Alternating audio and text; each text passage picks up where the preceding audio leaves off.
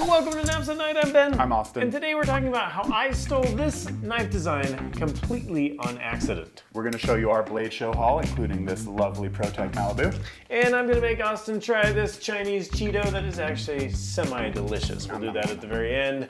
Let's go! Before we talk about Ben's design theft, let me tell you about the newsletter. Subscribe to the newsletter where we give away a knife every single week. Just by being a subscriber, you're entered to win. Go to knafs.com/newsletter to sign up. Last week's winner was Matthew from We Have No Clue Where, because he hasn't gotten back to us. Get back to us, Matthew. Claim that knife. Let's go. Okay, here's the thing, guys. I was on the internet. We got a message on Instagram. The old Instagram. And this guy, Gary, sent us an image of his knife next to the little Lulu. And he's like, these are pretty close, guys. And I was like, oh, dang. In fact, they are. They are very close. Yes. So here's what happened. Gary, a few years ago, long before the little Lulu, designed a knife called the Minnow. And I bought this one to support and to have one for the show. And this is fairly dang close to the little Lulu. Right. That we released just a month ago on Kickstarter. It's live on Kickstarter right now if you'd like to back it. In fact, today is the very last day you can back this on Kickstarter. So he sends us his message and I'm like, holy smokes, I've never heard of you. And that's not being rude or anything. It's just like, there are a lot of people and I haven't heard of everyone. A lot of makers out there. So I called him and I'm like, Gary, I'm so sorry. This has happened and we're moving forward. And he was very understanding. He was very kind. And here's the thing. I've talked a lot about this convergent design. Right. Where people don't necessarily come in contact, but the human hand is a certain size. And then you put inputs into that certain size. And you end up with very similar outputs from a design. So this is called the Minnow. And I accidentally copied it with the little Lulu. Yeah. Which is so weird to me. And I've like had to kick myself and pinch myself like, how did this happen? Right, and we've talked about it a little bit in the past, right? Like it's hard to design, as you said, like there are only so many inputs, a form factor of a certain size, right? Like Gary and Ben will talk about it later in the clips, but you know, the amount of inputs were, the actual inputs themselves were very similar. Yes. Like I designed it around this specific thing and this specific thing, and I wanted it to be this big, and so this is kind of where we ended up. There's really only so many form factors to put in this. Yeah, and I find a couple things really interesting about this. So he ended up with thicker scales. I didn't need thicker scales, I wanted thinner scales. Yep. You can see his kind of tapers here at the end. So like there's a difference between like a clone, a copy, and dang it, we landed in the same place. Yeah.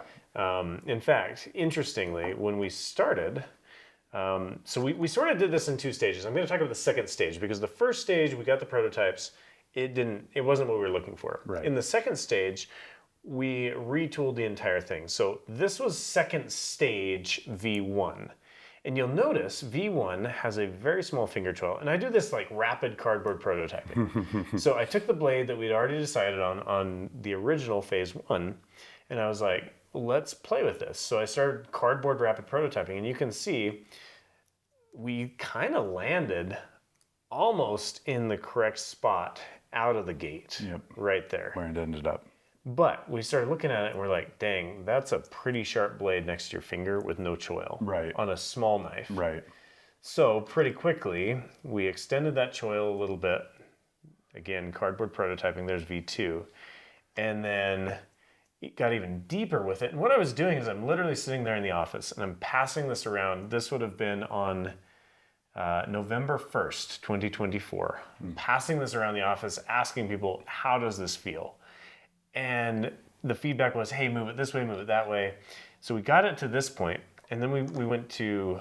Well, I think this was an early one, actually, because one other difference I wanted to call out is this was initially going to have a Scandi grind. It was. Right? Yeah. That is one big thing that is not in the final production model, and actually would have been different than the Minnow here, is that we were anticipating putting a Scandi grind on this, that's a harder thing to manufacture. Yep. And so we kind of moved away from that. But yeah, we added a choil, we changed the grind. But the interesting thing about it is when all was said and done, the dust cleared, this is where it landed. And I'm like, you've got to be kidding me. Well, should we talk about some of the other similarities between you guys? Yes, Yes. absolutely. So tell me about his packaging there. Okay, I thought this was super fascinating. I bought one just the other day to make sure that we could talk about this smartly. This comes in this package, and I'm like, holy smokes, Gary. Like, you and I are like looking over each other's notes. This was the packaging and is the packaging for the original knife poster. Very first product. 2018 on this. Yep. Now these are interesting because you have to buy them special to get them printed. You have to make a plate, and it's a thing to make a round tube with logos on it. And I'm like, and this is not new. A poster goes in a tube. Knives often ship in tubes. I think Hella ships all of their knives in tubes. There you go. But the fact that he did black on craft in a tube, I'm like, dang it, Gary. I know. I actually, and this is where it gets interesting, because I think there are a lot of ideas swirling and whirling out in the world. And we are exposed to things, we see things, and we gravitate toward them. Gary's brain works a little bit like my brain in a way that's almost disconcerting. Scales? Scales. So the Minnow ships with 3D printed scales. Pretty cool. If you've watched this show for a minute, you know that I enjoy 3D printing. We talk about 3D printing almost every episode. We released the scale files to the Lander 1 3 years ago, open source. Gary's done some of the very same things. He does the same thing with the scales on that. So he allows people to download their own CAD file on that, or 3D file on that, and be able to make their own scales. Correct. So, it's really interesting, because literally like 3 weeks ago, we're like, the Vosteed raccoon is a little close. I know. I would say the exact same thing about the Lulu and the Minnow. And, yes. The Lulu is too close to the Minnow. Totally justified, I think. Now, I talked to Gary on the phone before Blade show. And then I was like, dude, let's chat at Blade. And we actually got him on camera. We had a really good conversation about that. And we'll come back to that after we talk about a couple other things. That's what they call a tease in the biz. All right. What are we going to talk about in between, Austin? Let's talk about some Kickstarter stuff. Lander 5 update here. So what's cool about these two knives that we have in our hands here is they showed up while we were at Blade Show. These are the first, basically the first of the production run, essentially. Yeah, like production prototypes is what we'd call these, like the tooling samples. So the tooling is done. They're running these, and they send us 40 of them to check them to say, yes, these are ready for production. What are some of the changes we made there? Yeah, and I'm actually super stoked about this. So we changed the jimping on the back, so it was squared off on the corners, and this is like super silly, like deep design stuff, but they were kind of like saw-ish on the corner. So when you put it in your pocket in and out, it was shredding the pocket. We were like, we need to chamfer that corner. So we chamfered that corner, and then we dechamfered. Yeah, I like it. Is that a word? It is. It is now. Yes, that's right. We dechamfered that thumb hole because we realized that you need to get more grip on the pad of your thumb. So that no longer has a chamfer, which might turn out a little bit sharp. However, we stonewash the blades.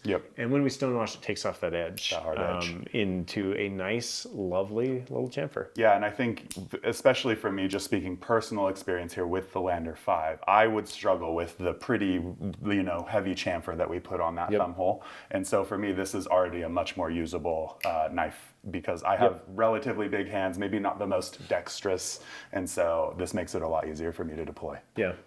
A couple other changes, we're going to be changing the pocket clip to come up just a hair more, and then we're changing the hole there to be just a little bit thicker on the edges to prevent it from breaking. Now, while we're talking about convergent design. This was not planned, so I'm just going to run it on the fly. Get over there. Let's grab this guy right here, the Baby Banter. So I had this moment, I don't know, a couple months ago, where I was actually really angry at Sal and Eric Klesser, and I'll tell you why. Okay. They designed for one company, Spyderco. Yes. A lot of their knives look exactly the same. A few changes. Really similar. Think Delica and Dura. Sure. Right. Those two knives, you're like, okay, you made it longer. You stretched it out. Long and short. Yep. A lot of their different knives have the exact same feeling. Well, when I was designing the Lander 5, it landed too dang close to the Baby Banter. Right. And the fact that, like, Sal and Glesser, they'd be like, no big deal, run it.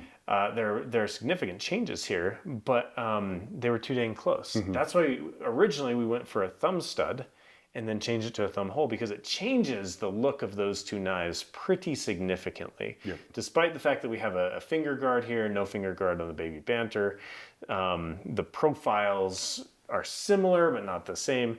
This is a very common size of knife, but I landed too dang close, and I was like, well, we got to change this. And so we did, and it added probably 6-8 months to the R&D production time on the Lander 5. But I think that's, again, this is coming from one designer, but still this idea of like, don't land on the same exact thing is a good idea. Right. And hopefully that explains a little bit about how that's never really what we're setting out to do, right? No. Is to look at something and say, this is perfection or whatever. I want to make the Knafs version of that. It's a little more thoughtful than that, even when it comes to, as you're saying, your own design. Maybe a little envious that you aren't able to, or hadn't, only designed for one source, basically. Correct. Because this is a Civivi. This is a Knafs. Those need to look slightly different, despite the fact that they're coming from the same brain. Right. The same weird, strange, hollow place.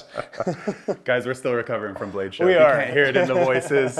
Maybe not quite our peak energy today, but we'll have to have some fun for you guys for sure. Seriously. Okay, last thing before we get to Gary's Let's interview. hit it. Yep. Little Lulu update. Today is the very last day to be able to back this on Kickstarter. Yep. Why should someone back this, Austin? I think you're backing the story a lot with us a lot of times, but really I would back it because we're trying something new, and we're trying it on a scale that we've never even really conceptualized before. You couldn't have told me a year ago that we were going to have 1,000 cut out blanks of a MagnaCut blade that we are going to then finish in-house with our own CNC machine. Like, that I would have called you crazy for sure. You would have. And I probably did, you guys. I probably called people crazy in those moments. But I think that I would back it because of just the entire story, the accomplishment that this is for Knafs. Do you know, there were a lot of people at Blade Show that came up, and a lot of makers.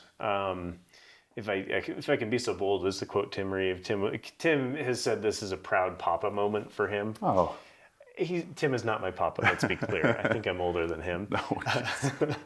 But just this concept of like, I've spent a lot of years in the knife industry, and this is the first time I've been end to end in the entire process. And that to me has been super learning and growing and understanding things in a way I never have before, which I get excited about. So it's called the Little Lulu. If you like it, back it on Kickstarter today. Get in that last run, second run, third run. I'm not sure where we'll end up, but a couple other notes while we're here.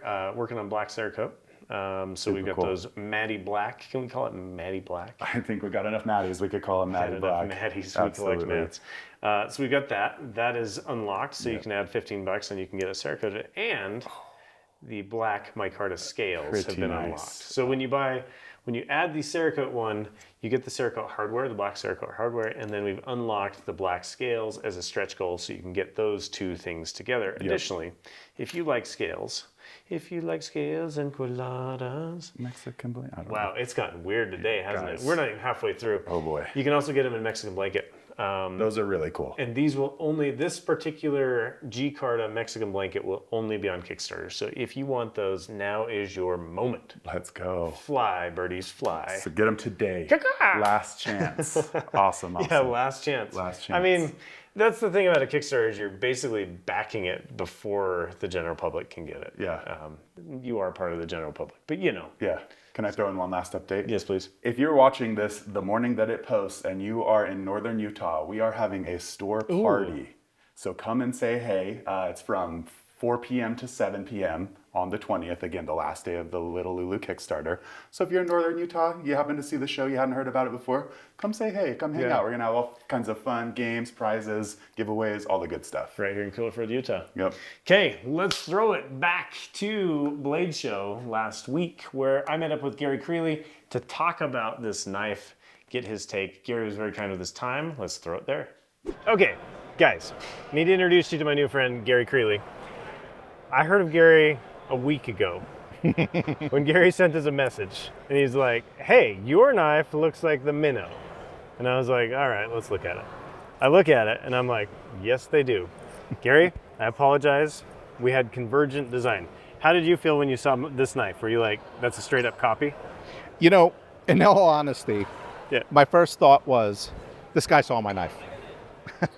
Yeah. And the fact of the matter is, so I just reached out to you, and you said you didn't see it, Yep. and I take you at your word. And I appreciate that. No, and take it I've at the word. apologized profusely. So I had never heard of Gary. I had never seen the minnow.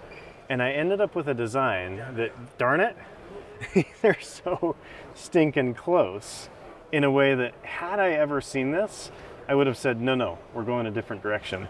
The challenge with the little Lulu now is like, this ship has sailed. We've kickstarted this. We've cut 1,000 blanks on this thing. It is rolling in a way that like, that's hard to pull back. This is what I would call a convergent design. We've talked a lot about this. Zach in the Wild, Zach and I talked about this years ago, where Gary does something and I do something. Tell me about your scales, Gary. So the scales are 3D printed, and this is just, to me, it's not PLA that they print like tchotchkes out of and those silly dragons you see. This has carbon fiber infused into it, and it's a very durable material, and so this knife only comes with 3D printed scales straight out from me. Which is super cool to me. Yes, And so that's different. you've released the scale file too, right? I have released the scale file. So if you wanted to print them at home, something I talk about all the time, printing your scales at home, because we do that with all of the landers. All of our scales are open source. You can do that. Gary, the thing I like about you and the thing that like drives me nuts is you think like I do. and that's a good thing. Yeah. But I also am annoyed with myself because we came out with a knife that looks too close to yours. Identical dimensions lengthwise. Yes, exactly. Why did you end up with that blade? Part of it was the consideration of Europe. Yeah. And my wife is from Europe, and so they have more strict knife laws, so that was part of the consideration. But so I was in Germany last year, and they had some knife problems in Germany, and they were like, we might change the blade length restrictions to 6 centimeters. And I was like, let's design around 6 centimeters. And frankly, the handle is this way for me because that's what fit my hand. The original looked like this. Yeah. And I got that in hand, and this one was inspired from a Tops knife that I used in the jungle. Changed up the handle a little bit, but I was like, that's not big enough to even get your hand on. It's like a 2-finger grip. And I was like, yeah, let's make it a 3. So that's where I landed there. To me, it's highly annoying that I copied you on accident. But that's life, I guess. It happens. It does. I don't think it hurts either of us. Yeah, and that is my hope, is if you like the Lulu, if you like the minnow, get what you like, support the makers you like. And I apologize, and I apologize no problem. Previously too. And I appreciate you taking me at my word on this. So thank you. Yeah, you're very welcome. You're very welcome. Where can the good people find Gary? CreelyBlades.com. You also have a YouTube channel as well. I do have a YouTube channel, which is Creely Blades. Very good. You search me up. Back to the desk. Again, shout out to Gary for being so kind about this. I think this could have been an internet like firestorm where Gary's like, you copied me. And like, we see a few things around the industry right now where the talking is happening not to each other, but like via the internet. Right. And I love the fact that Gary has been so kind to call me, chat in person. Yeah, come by the booth. And just kind of like acknowledge that the world is strange and work this out in a really nice way. Yeah. I think my hope from all of this is that Gary feels seen, for one, but also if you like the minnow, go check it out. Like, I think this is a great opportunity to support a USA-made maker and what he's doing. And seriously, like, he does so much of the same stuff that we are, passionate about and focused about. It's hard not to be excited about what he is doing. It's fantastic. The sheath is cool. The packaging is great. Yep. Like, it even comes with a belt loop, so you can loop it on, but you could also strop with that. Big fan of stropping. I love that. Worth noting too, and this is where the weirdness like just lines up over and over. So we have 2 space cats in our line. We have Spank. And the cat on the back of our Space Cat knives is named Gary. Happened to be his name, Gary. How does the world work like that? I cannot even put into words what a coincidence that is. Gary, thanks for being great. Last point on this. When I designed the Banter back in 2019, I shopped this thing around to friends and makers. And I said, have you seen a knife that looks like this? I think that was a bit of a different era. The feedback I got was, no, that looks really good, Ben, fire away. In fact, at the time, there was a James brand model that I'd seen at Blade HQ. It hadn't been released. I drew this up and I was like, dang it, have I seen this before? So I actually texted Ryan at the James brand and I was like, Ryan, I know you showed this to us when you were there at Blade HQ. Did I copy you? He's like, no, you're far away. Okay. But I think that's the reality of this moment in knives, is there are so many knives out there. Yep. You look around the Blade show and it's like, every company has models. And the thing is, it's a blade and a handle. Convergent design is going to happen. Yep. Convergent design being where one person has designed something and another has designed something very similar, and they converge, they come together without having any sort of contact together. Because the goal is to make a knife 6 centimeters with a handle. How many ways can you do that? And granted, there are infinite ways, but those things are going to start to line up and start to look the same as you go along. So, Gary, thanks for being cool. Appreciate you. Gary. What's next, Austin? Should we go for a run? Yes, please. Let's go to the Moon Crew moment this week, which is going to be some more Blade Show fun. Let's go. So first thing was the Pit to Fit 5K. We had, I think, 43 people show up. 43, 46, Jamie. Awesome. 46 was in the picture. I think it was 46, yeah. 46 people showed up on Saturday of Blade Show to run Pit to Fit. Here's some pictures of that. Smiles in the first miles. Sadness on the way back up the hill. Because they were sad it was over. That's right, That's of what course. But super fun, and a huge shout out to the 46 people that came up to support the Pit to Fit 2025 sponsored. The t-shirts were sponsored by Worksharp, Carry Commission, and Knafs. Right on. Yeah. Good job to those people running that 5K. I did not participate this year. No judgment, Austin. Yeah, I appreciate no judgment. that. We're also showing some pictures probably right now about the Moon Crew meetup. Yes. That happens kind of just like impromptu for the last 2 Blade shows. We've got the Moon Crew, obviously, and they've kind of coordinated it in there for the most part by themselves. And we're basically meeting in the lobby of the hotel or whatever that's attached to the conference room and sharing knives, sharing ideas. I know we passed around a little Lulu there asking for, thoughts and feedback and stuff like that. So. In fact, we passed around a bunch of prototypes. Great. It was highly entertaining. So shout out to the whole crew. If you're not on the Moon Crew, that is our Facebook group on Le Facebook. That's French. What does that mean?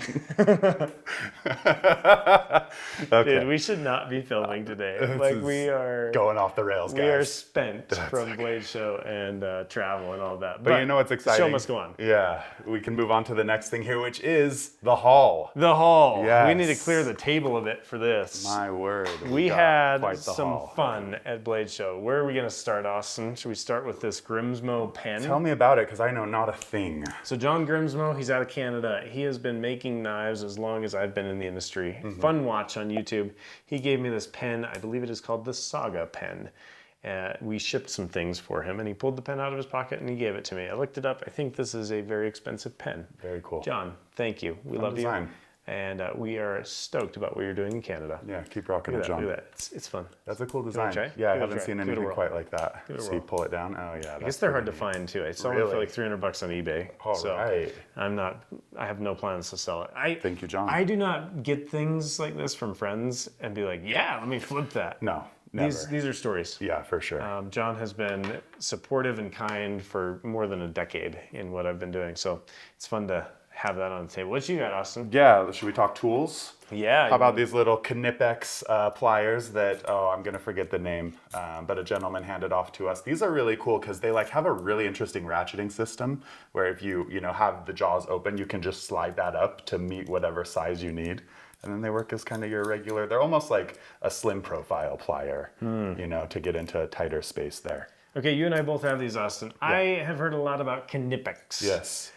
I have never carried a pair of pliers outside of my Squirt PS4 Leatherman. You want to do a little challenge with me? Let's do it. 1 week with the Knipex. I'm so in. Okay. Are you kidding me? Starting now. All right, I'd be happy to. Stick them in your pocket. Uh-oh, boys. They're in. See how many. I feel like I'm going to lose them. I know. I'm going to have to. You're going to have to change your entire ADC for this. Carry a pocket organizer or something like that for those guys. Next up on my list, I got this a couple weeks ago, but fun as well. This is the Squid Industries Surf. Yeah. First folder made in-house by Squid. Love those guys. And Lucas Cow. Yes. So I love this. So here's the deal. This is one of Lucas's bally songs. I'm not much of a flipper. Good. Never been much of a flipper. This is the Kraken. Let's flip on camera. There you go. Did not cut my fingers off. So this one kind of inspired the surf, is my understanding. So you kind of got this same styling on the flipper. Right. You got some of the same blade looking shapy shapes. Are those the same? No, not really. But you got sort of some of the same flats and swedges on there. Well, I think also the surf is like a long, elegant knife in a way that a balisong is, right? It's almost stretched a little bit, in my opinion. So pretty interesting there. 2 opening mechanisms, which I think is always good. Thumb stud, flipper. I hadn't thought about that. Yeah, so that's fun. And also, if you're just whipping the button lock too, you can technically call it 3. 3. So yeah, kind of fun options there. Super fun. The surf from Squid Industries. I love Lucas. He sent a handwritten note with this as well. Yeah. Lucas is the man. He's a class act. He really is. If you are unfamiliar with Squid Industries, check them out. Yeah. Good dudes. Let's keep it in the flipper button lock stuff real quick. Ooh, look at this. This is actually the only thing that I have purchased that's not been Knafs in quite some time in terms of knives. This is a show exclusive, show special ProTech Malibu. It's got, I think it's called Red Dragon Worn Finish or something like that. I don't know. I just looked at it. It called to me. I don't own any ProTechs. I wanted to buy one from Dave. How much did you pay us? Way too much. Give the good people a number. I got a good discount, but I think these are like $330. So, yep. That's amazing. Dave definitely hooked it up a little bit, and I'm very grateful for that. But really excited to own a ProTech. I'm not a huge auto guy. I've actually been saying for like the last several shows, I want a flipper button lock, so I went with the one. Yeah. So pearl lip button there too, I think. Yeah, pretty cool. I think abalone it's black pearl or something like that. Cool. Yeah, pretty beautiful. neat. Well done, Dave. Shout out ProTech. What else is on my list here? I ended up with this really cool fixed blade from Zach Krine, and the sheath is pretty hard. But check this out: Scandi Grind, Krine knives, and this is Z Krine being Zach Krine. This is fun to me. So Zach, I probably met him when he was 8 or 9 years old. Wow. And now he is in his 20s and making knives and sheaths with his dad. He handed this to me as we were setting up. And I just get stoked about it because I love seeing... I'm starting to feel like an old man a little bit, Austin. You're a veteran for sure. Well, when I go to Blade Show, because it's like I've been in the room with these people for so long. Mm-hmm. And like Tom Krine was a designer at CRKT when I was there, so I got to know him. And now his son is old enough to be making knives. And Tom and I were joking darkly. We were standing there, and he's like, I'm just going to die in my shop, just like at the grinder one day. And I'm like, Tom, that's kind of dark. And he's like, well, I'm getting older. Yeah. And I'm like, dang, we're all getting older. I feel that. It's pretty cool. So, Zach, thank you for that fixed blade. I don't know the name of it, but it is a Zach Krine custom. Cool to see the family tradition carrying on through Zach. Absolutely. Yeah, and they're great booth neighbors for us every year. What else did you get, Austin? This is from Jack Wolf. This is a really cool new slip joint line that they're doing. I believe they call it their gateway line. It's your gateway into, maybe a more premium knife. But if you guys know Jack Wolf stuff, you know that it's premium stuff and it comes with a fairly premium price tag. So these are only in the $70, $80 range. Cool. This one in particular has got the 14C28 end blade and the rosewood scales there, which is pretty neat. And the fin finish on it's really good. It's solid. Pretty traditional, opening slip joint where it's kind of got a really strong spring detent. Yep. But I mean, everything about that is pretty well put together, and I think you're getting a lot of value for your $70 or $80. That's cool. Yeah, it's cool. Should we talk more about Barlow's? Let's classic Barlow shape. You've got some exciting Barlow stuff. I do. So sometimes we in Civivi launches happen as they happen. This is one of those cases. This is the Swanky Sendy. Indeed. You're going to ask in the comments, when does the Swanky Sendy come out? And I'm going to tell you, I have no idea when it comes out because I'm just the designer. But you look at, so I designed the original Sendy to be a Barlow pattern, similar to what you got here as a traditional. Swanky Sendy is an expensive boy, $275 with titanium, micarta, and then we've done a brass inlay. Love it. I love this styling on these classic traditionals, and I said, how can we apply that to an actual kind of modern traditional, right? So Swanky Sendy has toothpick tweezers, titanium pocket clip, titanium hammer finished orange peel. I guess it's orange peel is what we call that. So that's coming out. Classy. Additionally, announced at the show is the Baby Banter 2 TG Edition. This is exciting. That's a mouthful. This is exciting. Clip point blade. This one's fun. I have no idea when it's coming out either. We were having some fun. Are we going to give away what the TG stands for? Because we were having some fun in the Moon Crew. I think we leave it. Let's leave it. Okay, very, very good. I think we leave it. That's fun. So it's got your classic like Sendy styling in a much smaller Banter. In fact, if you can hand me this guy, we shortened the pocket clip as well. Yeah. Those shorty pocket clips. That. So a little shorter, and then just that fun styling with toothpick and tweezers. But also the toothpick is pokey, stabby, stabby. So. I like the clip point on that one. Do you? Yeah, it's fun. Cool. It's a little different. The Baby Banter is pretty, familiar at this point. I know they're doing the Warncliffe these days, but the clip point's pretty cool. I think it goes well with the design too. And in fact, the Swanky Sendy has a clip point as well. There you go. So is this my clip point era? Perhaps. Perhaps. Clip points built the next house. Yes. Clip points built the second house. That's right. If only. If only. What else you got over there? Did you run out of things from the show, Austin? I got a lot of doubles. Like we both got this yeah, same. you did. Tell us about that Yep, one. we got this same Kaiser. Kaiser hosts basically an anniversary party at Blade Show Atlanta every year, and this was one of the giveaway things that they had for everybody. So this is a drop bear. It's got these kind of pretty cool clear acrylic, scales on there, and then they engraved the liners. It's kind of just like a full black liner. Is it laser engraved? I think it is laser engraved. We should pop it off to confirm that, but they're solid liners, and I believe that's what they're doing is they're engraving Just hitting those. it and then throwing the thing on top. Slapping the scales over the top. So that's cool. That's a fun one. We also got some cool stuff from Big Eye. Yeah, we went to the Big Eye party. Yep. Got an Outlook. Overlook. Outlook is MSN. That's true.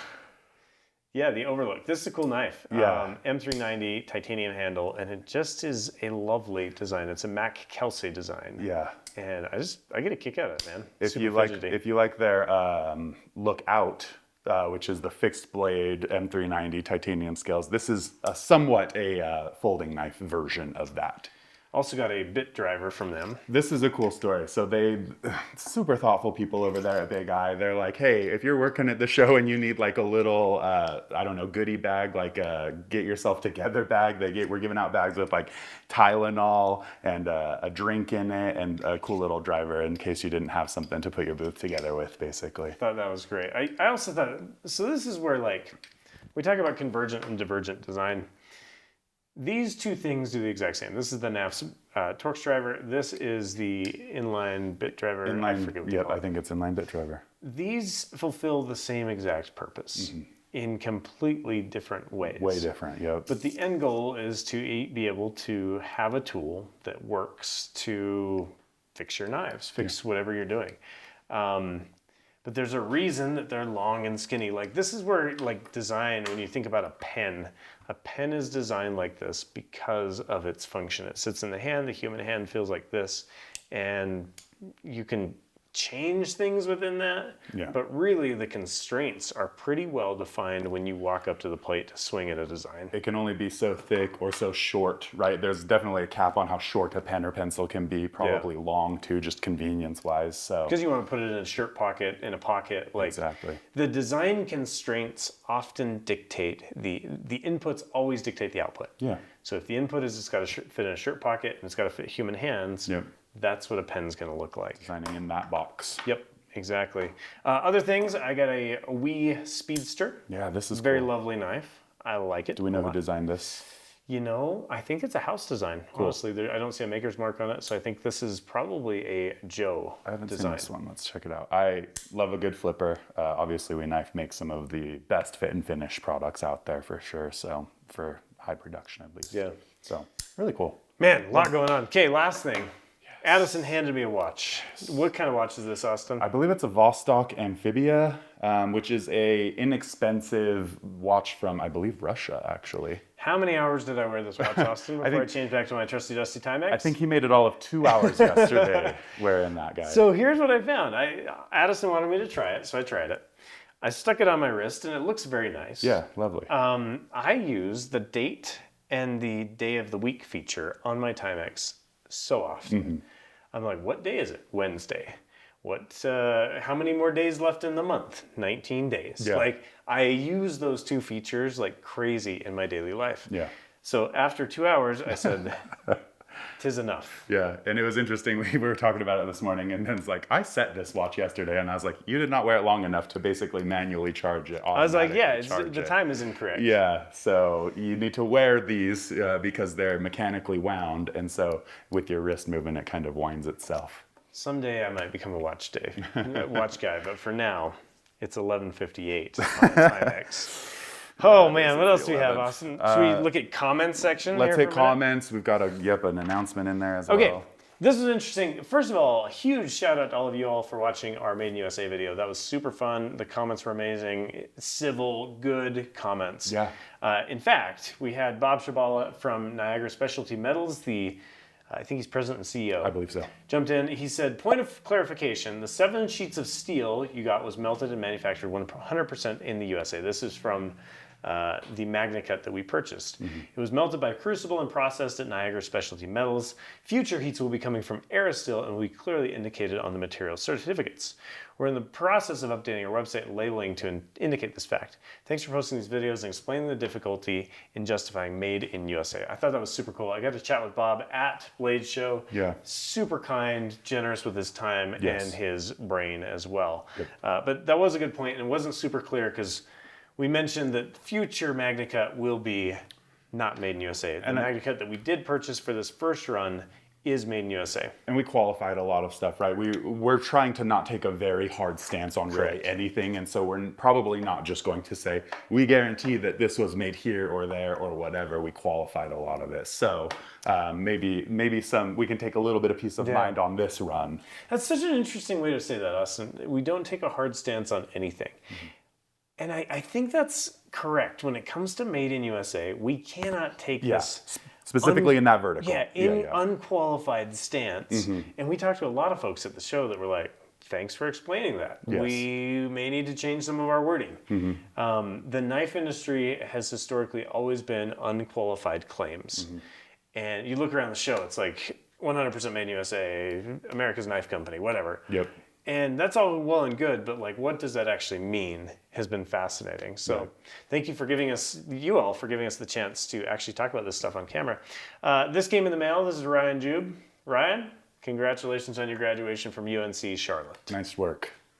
Good job, Ryan. I love when stuff like that comes in. That's it's right. Like, we get some wedding invitations. And It's fun. We have a whole section now on a corkboard that is just invitations. It warms my little heart. Thank you guys. Yep. What's next, Austin? I think next we're heading to the final section here, which is let's talk about the burrito and the little extra goodie that you've got over there. This is the last thing I got from Blade Show. Well, one of the last. Rapid fire. You ready for this? Let's go. Pablo gave me some ice cubes that look like rockets in the moon. That's right. I think Jackson, who likes to play Bigger or Better at the show, gave me this little spaceman. Okay. And then Sabrina gave me this little 3D printed tray. Oh, cool. So not that I'm ever looking for anything, but it warms my heart when people are like, hey, I thought of you and I brought you this. For sure. So, that's neat. lastly, this one came from Dom of Max Level EDC. Max Level, yep. He's doing this collaboration with Lockbee on this pouch. So it fits these tiny moleskins. If you're a tiny moleskin guy, I like to write small, but I also have lots to write, so this doesn't function for me. Right. But this goes in there. In fact, I might actually try this. Maybe I'll try this as like a wallet billfold with my Knipex. It's beautiful. My Knipex in it. Knipex, yep. So I thought this was really interesting because he handed me this, and I was reminded that about 4 years ago, I bought a Lockbee product to carry some knives and tools in it. And I started using said Lockbee product. It was like this rolly pouch. And I was like, this is good, but this could be better. And so what I did is I designed the tool burrito. And I designed this very specifically because the Lockbee product I had purchased was not what I was looking for. Right. I wanted the magnets in the corner. I wanted it to have a little bit more access to the tools. And so I designed this inspired by this Lockbee rolly pouch thing that I had purchased. I find it so interesting. And that would be like cultural contact, right? I came in contact with a Lockbee product and said, that's not entirely what I want. How do I do this differently? Yep. So it's been super fun for me to see Dom take a totally different approach where he had used Lockbee products. He calls them up and he's like, hey, I have a YouTube channel with these people, all these subscribers. Could we do a collaboration? So Dom's brain is like, let's collaborate. I'm like, no, I'm going to take the best from this and turn it into something new and different. Let's iterate, yeah. That would be called cultural contact versus convergent design. Convergent design is when Gary Creeley and I designed the exact same knife, independent of each other. Yep. This would be cultural contact, where I Yep. did come in contact with them Yep. and learned and developed from there. A small amount of crossover versus basically no crossover. Correct, Yep. exactly. Last on our list today, Austin, as promised in the intro. What am I getting myself into here, Ben? This is so my friend Melody from Okay, Kaiser from Knives, Kaiser. who manages our account. She trust does an Melody. incredible job. Okay, She brought us these from China. Here, I'll grab one here. perfect. This is it's the yellow thing. I should have grabbed that Cheers. one. Dang. It is Cheeto-esque. It's actually quite Cheeto. Quite Cheeto. What about the middle? Is it just cream filling? I'm not sure. Yeah. I'm not sure. It's an interesting texture together. Very puffy, sort Yeah. of crackery thing, and then this cream in the middle, but it's it tastes Cheeto. Give it a rating out of 10. Easy 7. Easy 7. I'd put it up there too. Yeah, it's really decent. Y'all, thank you for watching Knafs at Night. I think that's all we have today. We're going to finish our Cheetos, and we'll rock and roll. We'll have another video coming out for you next week. We'll see you then.